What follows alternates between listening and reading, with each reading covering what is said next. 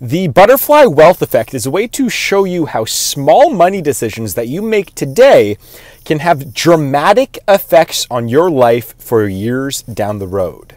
And I'm going to show you a real-life example of this effect. However, first, one of the best examples of this butterfly wealth effect is actually strategy-based video games like Civilization 6. And that's a game where you start off in the year 4000 BC and you need to decide where to place a city, what to invest in regards to your economy, and what technology you want to research. And these decisions that you typically make in the first 5 or 10 minutes of the game can dramatically dictate how successful you are later in the game. And this is pretty much the same thing in real life. You see, small decisions that you make every day can be the difference between you owning a place like this while running the business of your dreams and renting a bachelor apartment while working at a low-paying job. You see, these decisions start off small. They're typical daily ones that eventually compound over time to make one giant change in your life. In order to dive into how this works, let's take a look at the cases of two average millennials. So these millennials have a net worth of about $10,000 each. They both have an average income of $39,000 per year. They are both likely working in the service industry. They spend roughly $1,100 a month on rent, $350 on groceries. If they live in the United States, they might have to spend a few $100s a month on health insurance. Their monthly utilities are about $150 per month, and they have a series of other fixed expenses like internet, taxes, car payments, student loans, gas, cell phone bill, and other somewhat necessary expenses. So at the end of everything, these two typical millennials usually have a few $100s a month left over to spend on whatever they want. In our case, we're going to say that each of these millennials have about $300 per month in excess money. So what are they going to use the money for? Now, both of them will spend about $150 per month on some form of entertainment, takeout, or other experience, maybe Netflix, whatever it may be. Now, here is where they diverge. Every morning, Millennial A spends about $5 a day on a coffee and maybe a snack from a local coffee shop. Millennial B instead puts that money away into an investment account. And this is the only divergence in their life so far. Just a morning coffee and snack.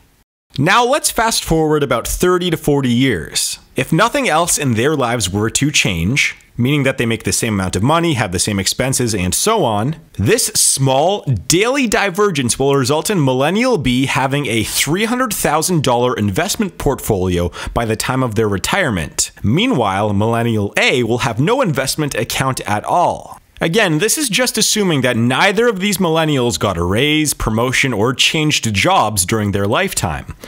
But what if they did? So let's introduce another small divergence. Millennial B spends a few hours of their free time per week reading books or trying to learn new skills to help their career. Meanwhile, Millennial A does not do this at all and instead replaces that time with either watching Netflix or spending time on social media. Now, Millennial A will still likely get some promotions and job offers because they are still gaining valuable experience from their work. But Millennial A will progress at a slightly slower rate than Millennial B in regards to their career because Millennial B is learning new skills in their free time, and that's more attractive to other companies and the company that they are currently working at. Meaning that they can usually ask for slightly more money or a slightly better position. You see, Millennial B just brings more to the table than Millennial A. So when they both are able to change jobs or ask for a raise, Millennial A gets an average salary increase of 3% per year. And that is roughly the same for the average worker in the United States. But Millennial B is a little bit more valuable than Millennial A, so they're able to get a 5% pay raise rather than a 3% pay raise. And again, this is just a 2% difference in terms of what they're able to get for a salary. But this has dramatic effects in the long term. So what happens to Millennial A with these pay raises? Well, by the time that Millennial A is 55 years old, their salary will be a healthy $94,000 per year. And $94,000 is a good salary to make. That still includes them into the middle class. However, they are probably not living paycheck to paycheck.